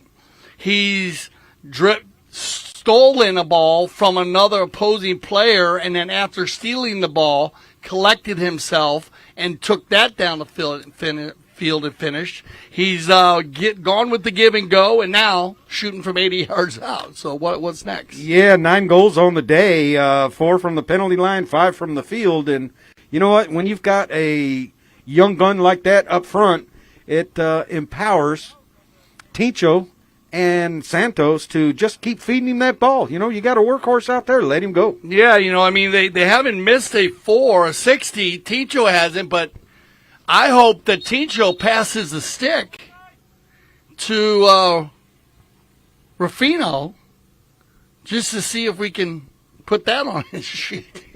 I mean, you know what I mean? Let him hit a 60, which I'm sure he hits them, because I'm sure he practices all the different shots. And remember, he is the baby of the bunch, as Santos is a couple years older than Rufino, and it's his cousin. But Ticho actually, Rufino actually has a younger brother. Oh, okay. Yeah. He's actually he's the oldest of his family, of the boys. So we got more Merloses coming. Steve, get ready. So the man we just talked about hits the ball up to Tincho Merlos. Coming in there, Frankie Bilbao, and Rufino swings through the hook of Frankie Bilbao, and Rufino now along the back line, trying to get the ball past Jason Warren and over to the center for a shot on goal, which he does. A nice play. You know, didn't rush that play whatsoever. Look for the parting of the seas, as you might say. It happened, then he shot, and successful. Yeah, he's going to get a hat trick here in the fifth chukker. And, yeah, you can't do it any better than that, because here, once again, very quick to try to get it away from Frankie, and he sneaks that away. That was a very close play. Frankie Bilbao almost went the opposite direction with it. And then, like you said, Steve, he gets inside, very composed, shuts it down. Awesome finish. Jason Warren getting the ball out of the bowl in right here, just staying out front of the hook of Santos Merlos. And now Warren desperately needing a goal right here, early or late in the fifth chukker, taking the ball towards goal. Good stick work going on right here. We've talked about this player. Bad luck right there at the end. That ball is going to go to the left-hand side of that left post. So, tough yeah, luck. bad luck. Yeah, it's just one of those days for the Oriflamme team. You know, some days it's clicking, some days it's not. And, well, we saw this happen in the Aspen Valley Cup final. Same thing with the Dracarys team. It just, you know, everything they went to do, it just, it wasn't working. But, you know, they'll keep it moving here because there's still a lot of polo to be played here in this limited edition 12-goal tournament. Oh, yeah, 3 more games after today. And right now, Jason Crowder wants to complete this one with a couple of more goals, having an offensive drive. But Tincho Merlos with an offside tail shot over to Santos Merlos. Santos going to turn it the opposite direction, try and get some offense going here. Rufino clearing the way for him on Frankie Bilbao, and now Merlos. Things broken up right there by Jason Crowder on the near side, and here comes Crowder in there for a neck shot, but hooked out of there by Tincho. And now Santos Merlos. He's got a run going to the far side. He inches by Bilbao. Bilbao unable to get the hook. That ball hit to the left-hand side, trying to stay away from Bilbao. He's got one more play. He's going to check down. 10 seconds on the clock right here, bringing it back towards the center. Rufino right there with Bilbao, trying to squeeze on past him. Excuse me, that is Santos Merlos. Santos across the goal mouth. What a great play right there. The horn's going to blow the ball on the field, so that's where we're going to start. Chucker number 6 with a bowl in. Yeah, great run again by Santos, showing you his skills. The Babe Pony, tons of speed, and he just busted out of there. And I love how he slowed it down, Steve, with control, and took it back across. These guys just played at a high level today. All right, so we're going to send them off. We'll be back for our 6th Chucker of Play 2023 Limited Edition 12-goal.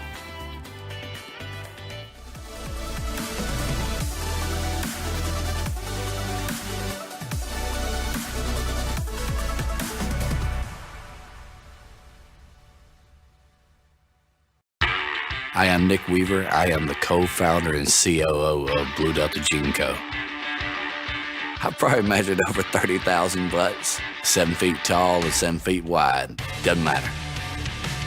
It is fun making people happy. When you make a garment that fits, that's one thing. When you make a garment fit and look good, that's another thing. And we are very good at the latter. We have grown our company by taking care of people. We have grown by making jeans that fit.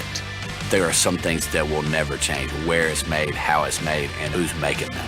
Every jean is one of one. But now we can get you measured from anywhere in the world. We have rolled out a virtual tailor system, blown away with the technology. It's unbelievable how accurate it is. It's a quick, easy, touchless way so we can get the measurements to make you a pair of damn good jeans.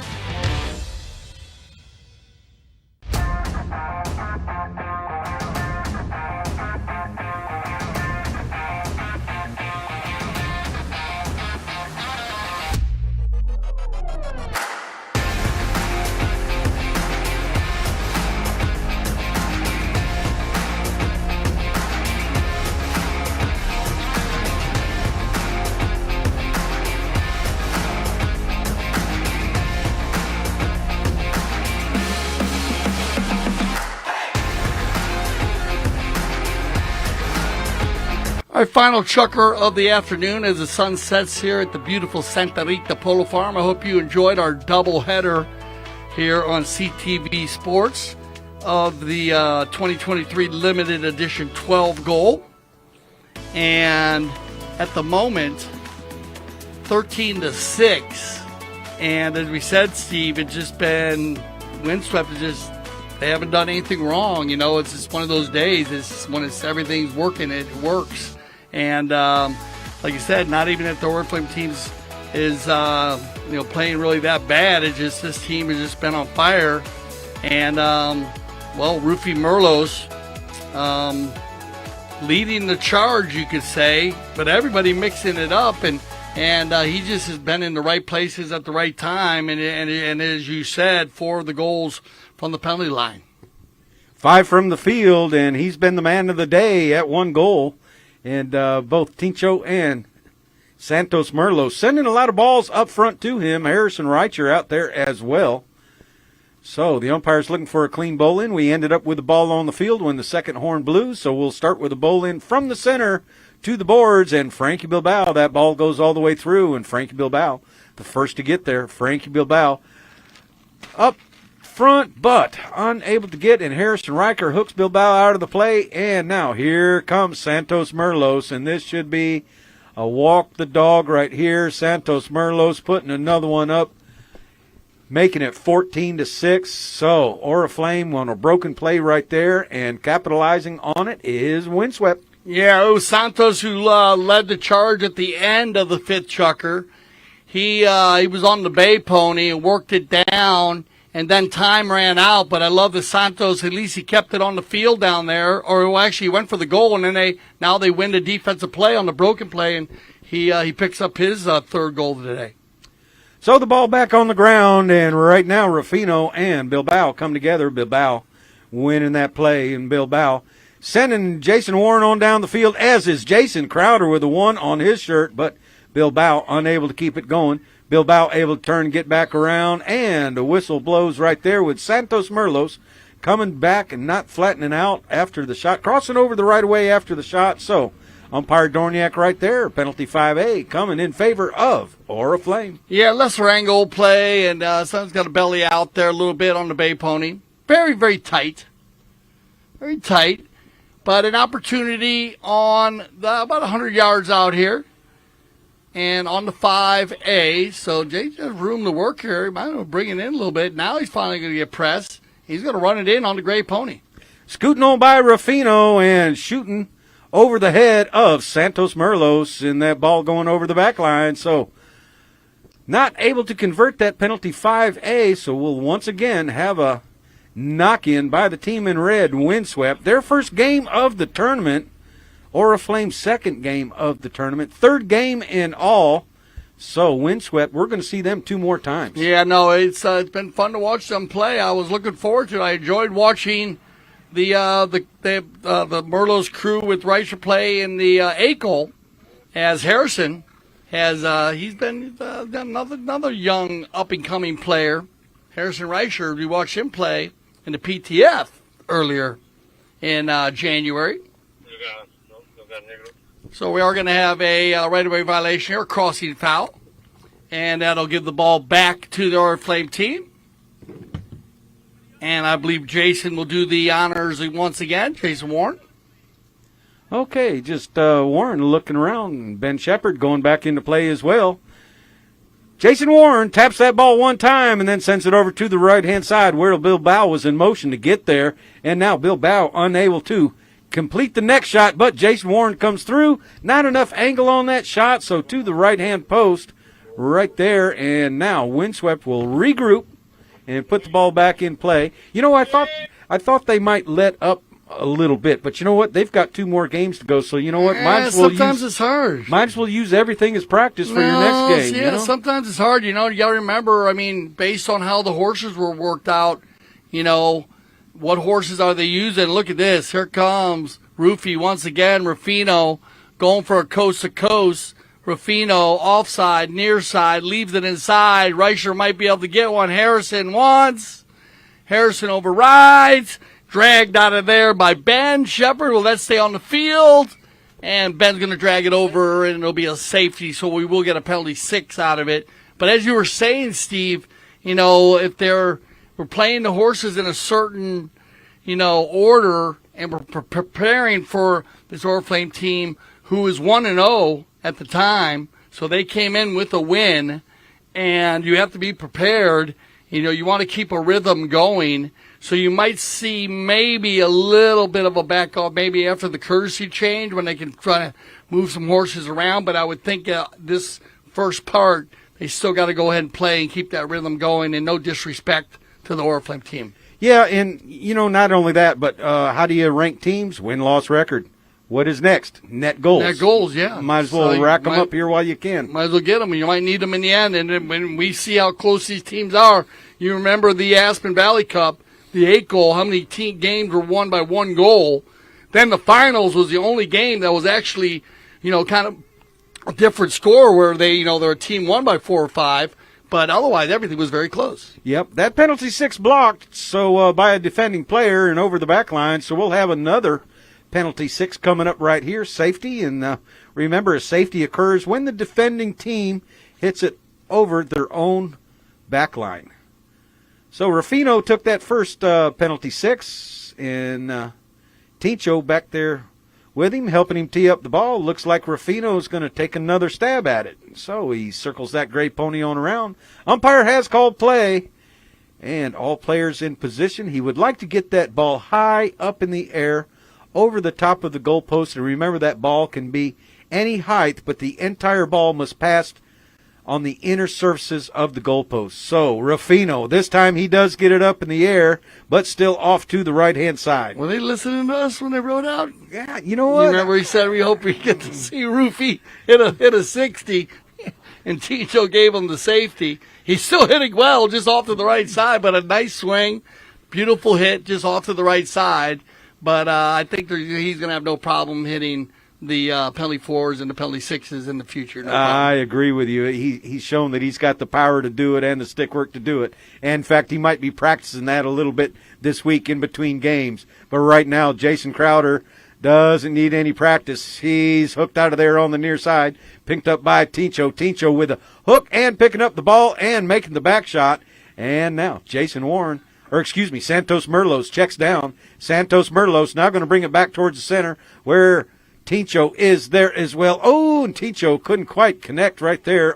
Swings over the top of the ball. Jason Crowder on the offside, but then Tincho and him come together. Crowder tries to block the shot. Picked up now by Bilbao, and Bilbao checking down, letting Rufino go on by, and Bilbao shoots towards goal, and that ball still hit the post, Steve-O. On the field, and bad luck. Tough break right there, and Tincho Merlos. One of those days. Oh, sometimes you're the statue and sometimes you're the pigeon. You know what I mean? And I'm right telling now, you, poor Oriflamme today. That ball was going directly in. It hit off the top of the post and bounced to the left.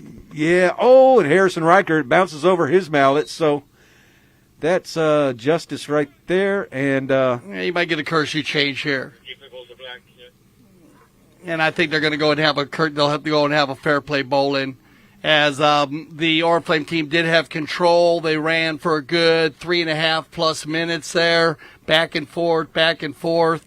And I think they were looking for it after the goal down there. If Frankie would have scored, it would have been a perfect time for the Kersey change. Instead, it turned defense into offense on another breakaway. So they stopped the ball in neutral territory for safety of the four-legged athletes. And when we return with 2:52 on the clock, we will have a fair play bowl-in, which will go for the Oriflamme team, and that'll take us into our final 2:52 of the day. Yeah, so 8-goal difference right here, but it's been a nicer game to watch than what the scoreboard shows. Open, man. I got to tell you, both of these teams are just so much fun to watch. Just open-style polo. Like I said, I'm going to be interested to see the stats here. Remember, we'll give you the stats at the end of the sixth chucker, because I was really amazed by the stats in the first half. Just the amount of shots, and then also the amount of fouls that the Oriflamme team had and the Windswept team had not fouled.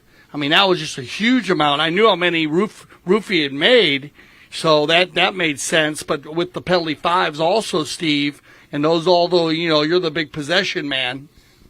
Yeah. You love possession. Got to have possession. You love possession, Steve Lane. I do. You want the ball. You can't score if you don't have the ball. You want the ball. So got to have that ball. No, I hear you. And then also the amount of bowl-ins. That was crazy was that it went the other way. And that's what's kind of wild about the stats is that in the first half, the Oriflamme team had won 90% of the bowl-ins. Oh, wow. And they had the ball. Well, that shows the defense of Windswept. Yeah. Right? It's just truly amazing. So we love to know what you think about the stats that we give you on CTV Sports. And, of course, we know the teams have come up to Steve and I, a number of the captains, and have been very happy about it as they prepared for their next game. They've been using the stats and the replays to prepare themselves for opposing teams. You got it. You know what? And if I was a team manager or captain, I'd say, hey, let's go look at that. Let's take a screenshot of our next game, our opponent, of their stats. So I agree. No, I agree, because they've definitely worked out, and I mean, we've both proven ourselves that, you can win, even though bowlings have always been a big possession play, that not necessarily the team that wins all the bowlings is they're going to win the game as much as penalty fives and knock-ins. So Tincho Merlot's turning back across and trying to get to that ball, but Frankie Bilbao beats him to it. A write-off right there by Rufino, and in comes Jason Crowder. Jason Crowder and Jason Warren working together right here. Warren bringing it back towards center. Rufino going to stay with him. Hooks him out, breaks up that play. A back shot there by Tincho. And now Frankie Bilbao picks it up before Santos can get turned around, but Santos rides off Bilbao and bringing the ball back across the field at speed right here, and so is Jason Crowder. Jason Crowder breaking things up, but Tincho left all alone, sends it right back to Santos. Rufino up there as well, but the ball drops on the offside of Jason Warren. Jason Warren with a 90-degree shot over to the boards. Jason Crowder come in there one time. Frankie Bilbao anticipated that play, and he's got that horse moving. Alls we see is white leg wraps from behind, and Bilbao unable to score, just off to the left-hand side. Got bit off a little bit more than he could chew on that last hit. It's just one of those days. Amazing shot here by Crowder. Just smoking it off the boards, using the boards like a fifth player. You would let it bounce off perfectly, and then the one-timer, he had Frankie out in front, and Tincho knew he was beat. He just fell into the rumble seat. But just one of those days, the approach shot was off to the left, and a little tough to finish. So big knock in here by Tincho, and he's going to find Santos with a minute on the clock. Santos going to drive one here, and Harrison Reicher's going to get an opportunity on his run here. It might be his final run of the day. Reicher drags it inside the 60, now the 40. Look for the finish. Harrison with the tail shot, leaves it on the ground. Harrison comes around, and he's going to get the finish as he finally, after everybody overrides Steve-O, I'm surprised he got back to that one. A great play there by Windswept. Tincho Merlos finding Santos Merlos over here on the near boards. Santos knew exactly where Harrison was and pops it up there to him. Harrison dragging it a little bit further along, stopping right there in front of the goalpost, and then coming back around and picking up that ball in front of the goalpost as two other players ride together and neutralize each other. So the team's shaking hands right now, and we're going to end up with a final score of 15-6, but that's not our final stats because Dale Schwitz has those in the palm of his hand. Steve, thank you as always. Great job there calling the play-by-play. Here you go, 15-6, so great shooting. Shots on goal, this was a stat that was kind of interesting.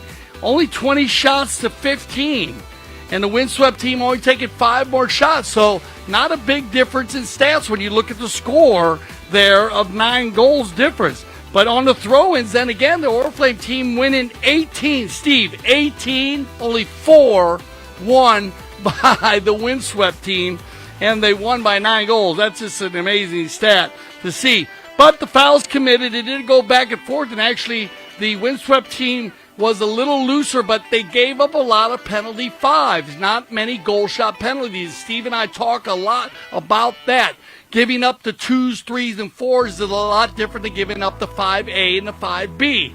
And that was a big difference because 5 penalties scored by the Windswept team, only 3 by the Oriflamme team. So a very strong performance here by Windswept. But we'd like to thank both of our teams for joining us here for our limited edition 12 goal.